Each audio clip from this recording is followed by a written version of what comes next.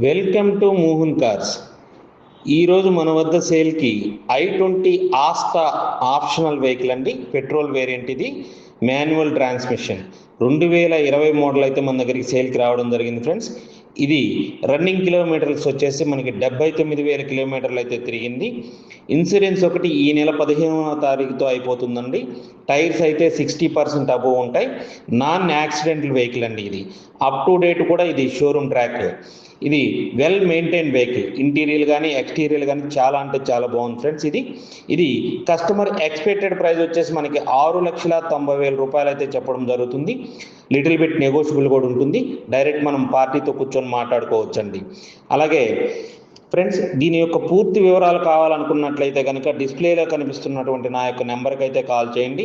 నా నెంబర్ 9160370305.